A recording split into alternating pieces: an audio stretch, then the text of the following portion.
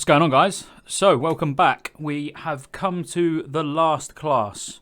This is probably the point where you watch the video and go, hang on, you've not done the priest yet. I have done the priest. I'm hoping I haven't forgot any classes. I should probably double check. But fairly sure this is the last one.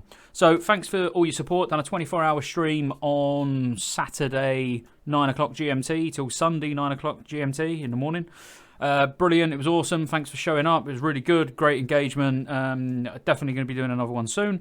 Probably once a month I'm going to try and do it. It really gives me a bit of oomph to get a character to 70 in a day, so I can then really do thorough testing to then release really good, solid TBC guides in the future. So with that out of the way, make sure you like, subscribe, and let's get into what a hunter brings to TBC. Wait, you're probably thinking, where's the card trick? You haven't done a card trick. Maybe I should. Let's watch that first. Okay, hunters, so a quick one for you, boys. So we're going to show the bond between the hunter and the hunter's pet and how strong it actually is. So if you haven't seen these before, obviously I've been throwing in a card trick here and there. Well, actually on this whole series of videos. If you're not interested in card tricks, just skip past the next minute and a half. That's all it's going to take. But if you want to watch it, watch it. So we need 2 random cards. So if I just go through like that and we'll stop, say, there. And we'll take the 3 of clubs. And then we need 1 more. So let's go through like that. Maybe stop there. And of the 4 of hearts. Okay, so we've got our 2 cards. So one's going to be the hunter, one's going to be the hunter's pet. So we'll say the 4 of hearts is the hunter. We'll write on there, hunter. And we'll say the 3 of clubs is the pet. So we've got the hunter and the hunter's pet. And then we're going to demonstrate their bond by losing them both into the deck somewhere. So we'll lose the pet first. So we'll go just past the halfway mark, but the lower half. And then we'll put the hunter in the top half. I'm just trying to get the angle right so you can at least see that it's going into the deck, because that's quite important. So once we've lost the pet, then we'll lose the hunter. So we'll put the hunter somewhere in the top half. Okay, so we've got the pet in the bottom half, the hunter in the upper half. And then we're going to mess the deck up completely. So obviously what we want is we want the hunter and the hunter's pet to come together somehow. Not sure how yet. But what we'll do is we'll just take a few cards and turn them the wrong way up. Take a few more, turn them the wrong way up. Literally just make a complete mess of the deck. Okay? That'll do. So we've got, when we now look through the deck, we've got some that are face up to face down. We've face some that are face up to face down. You know, they're all in like a completely different order. Could probably find ones that are, yeah, even, you know, face up to face up, if you know what I mean. But yeah, either way, they're all a mess. We can agree on that. But if I click my fingers over the deck, what I'm hoping would have just happened is the whole deck should now be in order again. All face up. Except for 2 cards which are together. Everything else is the right way up. And the 2 cards in question are the hunter and the hunter's pet, which out of a perfectly ordinary deck of cards, the deck is back to normal. The hunter and the hunter's pet have found each other again. What?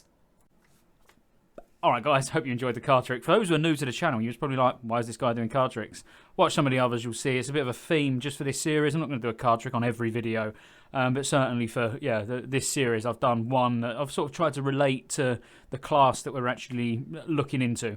So didn't really mention much at the start of the intro, because hopefully you've seen a few of the other videos anyway. But what we're actually looking at is what your class or what a specific class brings to a 25-man raid or a 10-man raid in TBC. So we're going to be looking at the hunter now and looking at what a hunter brings. Now, a hunter brings immense amount of damage. If that was all they brought, you'd be happy. But they don't just bring damage. They bring a lot of other useful utility, just little bits and bobs that we're gonna dive into. I've not included everything. For example, I've not really gone over hunters' pets. You know, pets do bring the odd ability, which you're gonna have to have a look into to decide what pet you want. But ultimately, very top level for survival, probably a wind serpent.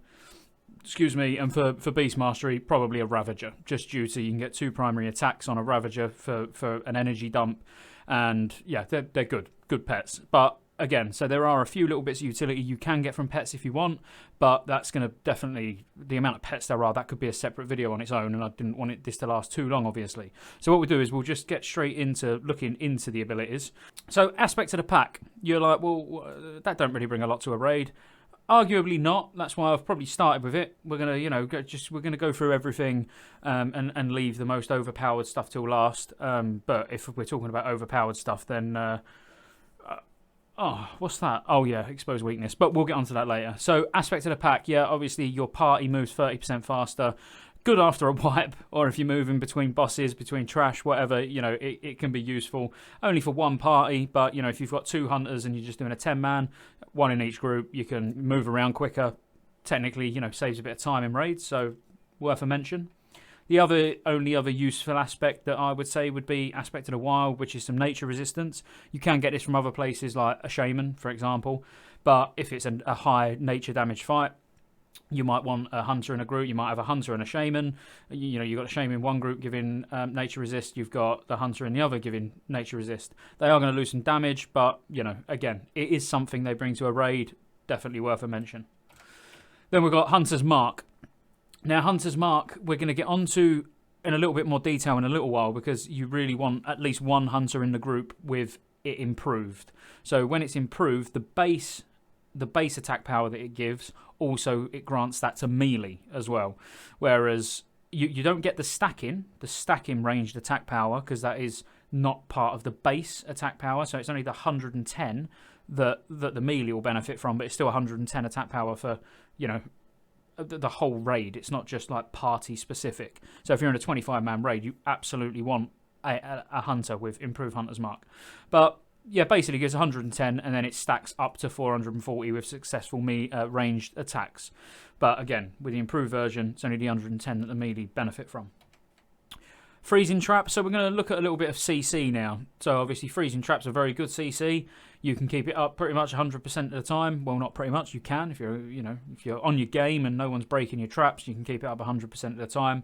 Useful in raids, useful in heroics, useful in PvP, PvE, just everywhere. Obviously, the Freezing Trap specifically, very, very useful trap. Then the other CC you get is Scare Beast. Now, obviously, specifically only for beasts, and you would probably, if you've got a mage in the group, you'd prefer a polymorph, but it is utility that you bring to a raid. If there are beasts that need fearing or CCing of some description, and you're a raid leader, don't forget that your hunter can fear them. So, pretty good.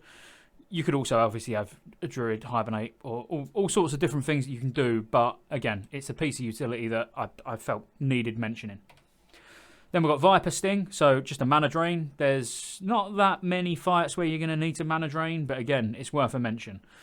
Stings the target, draining 1368 mana over 8 seconds. It's a very, very good PvP ability, but ultimately you do bring a mana drain to the raid. So again, might not be one you use very often, but certainly one that you might want to use. You might want to do some really, really strange tactic on Shade of Iran where you want him to mass polymorph. I don't know, who knows. Then Scorpid Sting. So this is just a better version of Insect Swarm that Boomkins get. So stings the target, reducing chance to hit with melee and ranged attacks by 5%.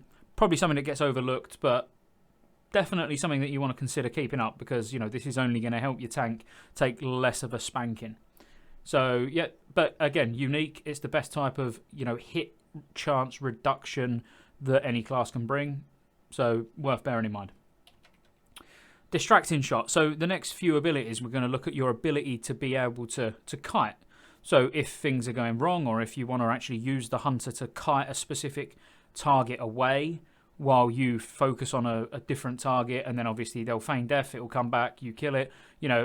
Distracting Shot's good because it's basically your ranged, more or less a ranged taunt. It don't work as a taunt, but it's a high threat ranged ability. So you can Distracting Shot and then Concussive Shot if it's not immune to movement impairing effects. So you can now keep it taunted and keep it slowed while you're running away. You can drop a Frost Trap as well, which takes us on to the next ability nicely. So obviously this will slow them all. There's quite a lot of circumstances in raids, in the Burning Crusade, where you might want to kite packs because they hit the tank so hard, so you have numerous hunters putting down traps. There's a lot of talents that we're going to get to soon when we talk about the talent-specific abilities or enhancements to existing abilities that you're going to get in a little while. But because ultimately at the moment we're looking at abilities that any hunter, regardless of spec, brings to a raid. But we will be getting to the more spec-specific stuff soon. And the survival tree especially focuses quite a bit on traps and improving your traps. So misdirection. A lot of people in Classic, even at the moment, will use hunters to pull. You know, if you're speedrunning BWL or even MC, you'll use your hunters to pull, your tanks pick them up. This makes that even easier, you know, a lot easier. It's great for initial threat, so everyone can just start bursting more or less from the word go. If you've got multiple hunters and you're chaining it, even better. But I personally, you know, feel free to tell me I'm wrong. I'm not right on everything, but the way we use misdirect is more of a, you can have a tank stood in position where he needs to be, send the hunter off to go and misdirect the boss or the mob or the pack or whatever to the tank who's already stood where he wants to be. Might need to keep his back against the wall because a specific mob does a knockback, or maybe there's some specific positioning that you want to be in, ready. So you have your tank stood there, you send your hunters off to go and get the mobs. But misdirect, you're going to be using it a lot. Amazing in raids, really, really, really good utility spell to bring to the raid. Trank shot. So originally, obviously, Trank shot came from Molten Core, from Luciferon. And to really progress through Molten Core, you know, your hunter had to get Trank shot to be able to remove Enrage from specific bosses, Magmadar, whoever else. So, you know, this is just a normal ability now. You know, hunters are just expected to use it. There's lots of Enrage effects in TBC, so make sure you're using it. Yeah, removes a frenzy effect from an enemy creature, and obviously that ultimately reduces the damage that's going to go onto the tank due to maybe the Enrage is a speed, you know, it gives them more haste, or maybe it just gives them flat out damage. Either way, you want to get rid of that quick. So, yep, nice one to bring to the raid. Now, we're getting on to talent specifics. So, this video shouldn't be too long, to be fair. I mean, the hunter brings so much to the raid. We'll forget about exposed weakness for now, but I can't help myself. As a feral DPS druid, exposed weakness is so good. But let's stay on course. So, trap mastery, clever traps, and entrapment. All of these come from the survival tree. So, decreases the chance enemies will resist your trap by 10%. Very nice. Increases the duration of freezing and frost trap by 30%. We'll forget about the damage bit, because the damage, you're already bringing enough damage to a raid. You know, the damage doesn't matter, but the duration of freezing traps and frost traps not only makes your life easier when you're CCing, but also increases the kiting potential if you are kiting a pack of adds around a trap, or maybe through two traps. So you've got traps next to each other, you know, two hunters, and then you're kiting them backwards and forwards. I've seen lots of weird and wonderful kiting methods with traps. This just makes it a little bit easier. And then entrapment, which gives your immolation trap, frost trap, explosive trap, and snake trap a 25% chance to entrap the target. A lot of trap there. So preventing them from moving for 4 seconds. So again, if you're kiting stuff and you're putting that down, it can break the pack up, which can be a bit of a problem. Maybe it's a bit of a problem, maybe it's not. Maybe it's a benefit that, you know, some of them are not moving with the rest of them. But yeah, you'd have to weigh up whether you think that's useful or not. Ultimately, you're only going to have one survival hunter in a raid, or I hope you only have one survival hunter in a raid, because beast mastery just do more damage. But to have a hunter maybe with improved traps could be useful. Now, I'll be completely honest with you. If I was to build a survival hunter spec for PvE, I would have none of these. But maybe there's specific encounters where it could be required, or make life a lot easier, because ultimately you've got to go with the setup that you've got for your raid. And if you need this extra kiting ability, extra mass slowing abilities, you know, maybe this is something you should consider. As a hunter, you can step up and go, no boys, I've got this, I'm going to go and respec and improve my traps. Also, so now this is from talents as well. Now, every hunter, I've already touched on it, but every hunter, at least one hunter in a raid should have this. So causes 100% of your hunter's mark ability's base attack power to apply to melee attack power. So as I said, don't confuse this with the whole hunter's mark effect. It is only that initial attack power that's on it, not the stacking attack power. But still, it's free. You know, all of your melee benefiting from this. Absolutely, it's a requirement. You should have a hunter with improved hunter's mark. Then From the survival tree, I should have probably done these the other way around and done survival and marksman. But from this going back to the survival tree, you've got wyvern sting. Again, probably as a survival hunter, it's going to be something that you don't spec into. But if you need an extra CC, or if you're just doing, maybe you're just doing dungeons or whatever, and survival's just your off spec, you might, want to have wyvern sting. Now, I appreciate in real TBC, the classic TBC when it launches, you're not going to have dual spec or anything like that. You want to bear that in mind. On private servers and stuff like that, you can, but you are going to be pretty much pigeonholed into one spec. So you need that spec to be right. If you're a PvE raider, you're probably not going to get this or even have a chance to use it. But if you was desperate for more CC on a particular encounter, then absolutely you could respec and take wyvern sting, and then you bring another short CC, but maybe it's good enough just to nail whatever you're trying to do. So as I say, worth a mention just because it is from survival talents and it is an option. It's something that you can take if you want it. Then from BM, so if you're Beast Mastery, you'll bring 3% damage basically permanently to the party, but it is only the party, so not the raid. But very nice. As a BM hunter, you bring a ton of personal damage. They're kings. They get their Beast Lord set from dungeons, and they're phenomenal. They're phenomenal in low amounts of gear. Pretty much the best DPS in tier 4, and maybe beyond. But there does start to become a bit more balance, I would say, tier 5, certainly tier 6. But in tier 4, early raiding, specifically, hunters are absolutely, they will dominate. So if you want to do big damage for not a lot of effort, and bring 3% damage to your party, then Beast Master is probably the way to go. So then, Marksman, we've already looked at the improved Hunter's Mark. Then you also bring True Shot Aura, which is just attack power for your party. Again, not the raid, just the party. And you've got the option of taking Silencing Shot, but Silencing Shot's very much like Wyvern Sting, where you probably won't waste a point on it because your points are very precious as a hunter. So you probably won't take it, but again, if you needed a silence in the group, then you've got that option. Ultimately, you won't see many marksman hunters raiding because BM is superior damage-wise and survival is superior utility-wise, and you will want one survival hunter. Definitely expose weakness. I forgot about that. I need to bring it up every now and again just so I don't forget. Oh, expose weakness. So then, expose weakness. Your ranged criticals have a 100% chance to apply an expose weakness effect to the target. Expose weakness increases the attack power of all attackers against the target by 25% of your agility. Let that sink in for a minute. So this is not a talent that's going to be based on the raid's damage or the raid's agility. It's yours. So the more agility you stack, the better your gear becomes, the better this talent becomes.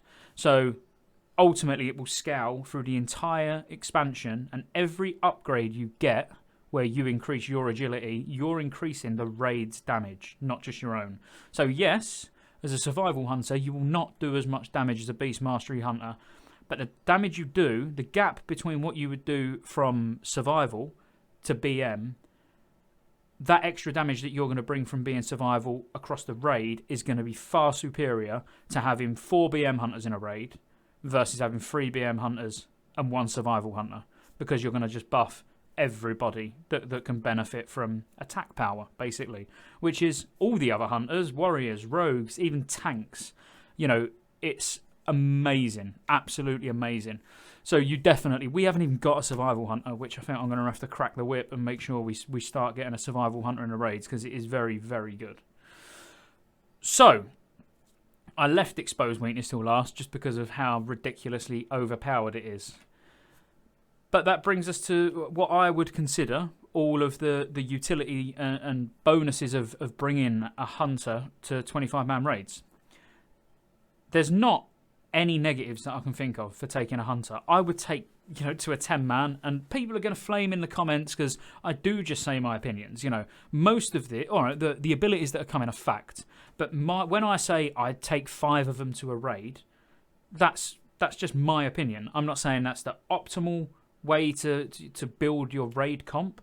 I'm just saying I happily would take 5 hunters to a 25-man raid because of the damage they bring, especially if one of them is survival. they're obviously bonkers damage earlier on. I mean, early on, we was running like we had 3 hunters in a 10-man Karazhan. Everything just goes and just dies so quickly. So that's it, guys. Thanks for watching. If you liked the video and you watched it all the way to the end, please drop a like. If you want to get any of my contact details, jump on our Discord or follow me over on Twitch. Details are down below.